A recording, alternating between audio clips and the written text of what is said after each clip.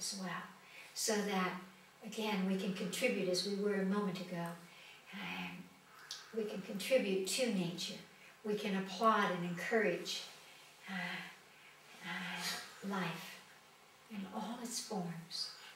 And that's what makes us joyous. And when we're just a little bit joyous, we can, again, get bigger than that individual conversation that so often stops us.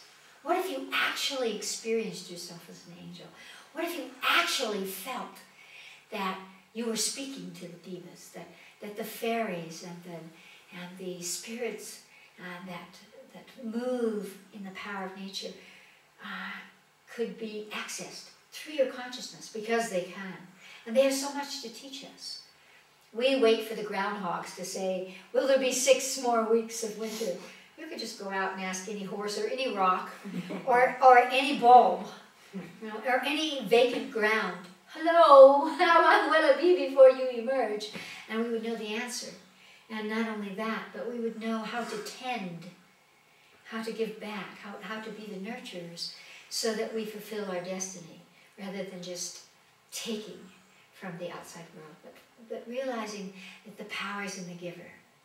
And so when we tend our gardens, so to speak, it fulfills the heart. It opens the heart, and it makes us bigger than our individual sojourns. And that's the gift of spring. And that's the gift of the fact that there is a profound truth that we are soul bodies, and that we have all of that waiting for us. And nature whispers to us, and the spirit of nature whispers to it, the Devic kingdom, and all of the other genetic matrices whisper to us, and we don't recognize them. And so as we begin, because this is a beginning of a new year, really, for us, not for the South, but for us in this hemisphere. And if we amplify our focus, then our lives will be rich and filled with wisdom.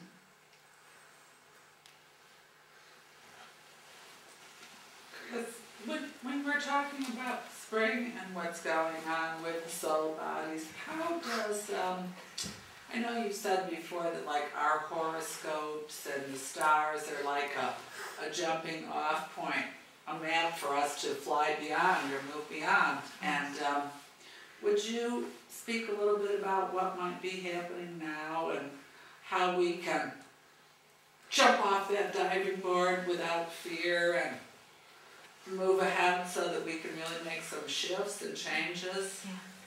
So that ties right into the awareness of ourselves as soul bodies, so that we can address this conversation of fear, which is the primordial body saying, be careful, win the argument, survive on any level and all levels. And we can move to a place where the consciousness truly is cosmic, so that it realizes that we are beyond this body. This body is a divine, sacred vehicle.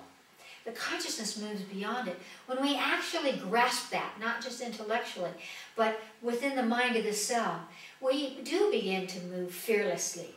And when we do that, we begin to be more visible, so that you realize that we don't have to be afraid to work in groups, or to enter a new group, or to change our homes, or to change our lives, and to recognize that we do have something to offer. And it will always come first from consciousness. We will become aware. And then we will use the awareness with our creative energy, whether we do something in healing, or we do something in art, or we do something in some other way, we contribute. And so this is an important time to let go of what we are starting to create here, because through the fear and through the misunderstanding of time, we are afraid that 2012 will be the end of it all, when actually this is not true. Accept the power of what we give that. So I would say, let us recognize each day that there is an ending and a beginning, a death and a birth. And if we become aware of that, we can use them in sync with each other, so that again we can shed what needs to be cast away, and we can attract what needs to come in order to give us that impetus to reinvent ourselves and reinvent the world that we live in, because the cosmos is thus. There will always be the pulse, day and night, life and death, expansion and contraction. There will always be these things that are not opposites of each other and are not separate, but are actually completely interlinked to each other. And so if we want to really feel that we have something to offer, or that we're going into a new octave, all we need to do is to focus on that conversation. As we do, and what happens when people become more focused, for, let's say, on the internal level or the spiritual unseen level, is that all the things that don't fit start coming up. And that sometimes is scary to people, when suddenly you think, well, I'm being a very good person, and now all the boogeymen are coming out of the closets. Well, applaud them. Applaud them and have a little laugh, because they're not you. They are just what needs to be attended to. And very quickly, through the power of consciousness, we can release from ourselves energies that don't support us, that don't support our planet. We talk about global warming, we talk about all of the catastrophes. Well, look around, they're all happening now. They've been happening for the last year. So why do we build and build to 2012, and then our collective consciousness actually causes it? I was just in a place where a flood destroyed something. Was it global warming? Was it a human consciousness?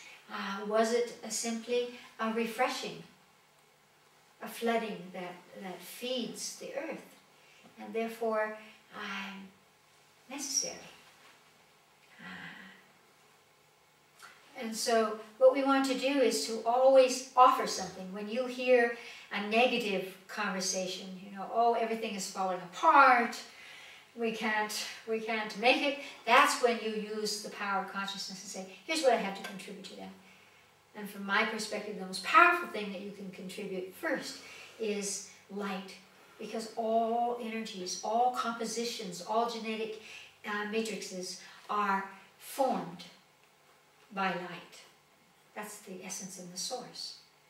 And so that's the way that I would look. Colored is this need to support its highest.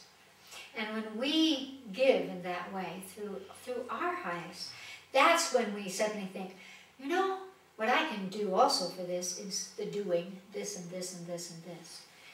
But the most powerful thing that we can do is gather together and link our consciousness in such a way that we do applaud spring.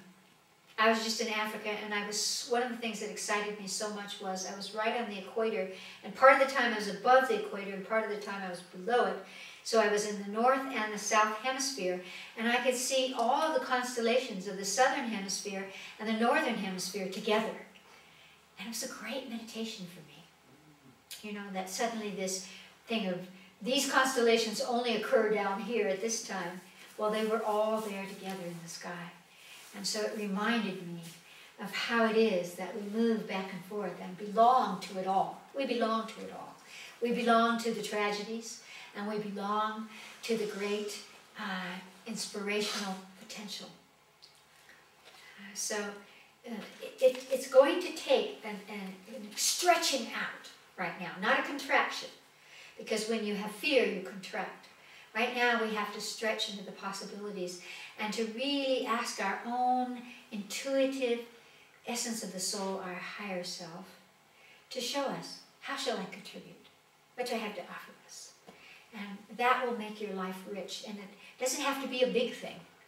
It can be when your higher self says, go here now, and you go there now, and suddenly you see someone who's sad, and you send them light. Or you are able to speak to someone, and you know it makes a difference. There are 1,000 ways that we alter the world, and we never know that we're doing it. And so it's a time to really reach for the best, and to not beat our breasts. Why does it happen? Why does it happen? It happens because of us. And if we could actually comprehend that little statement, it happens because of us, this would be a very different world. So I think it's a great time.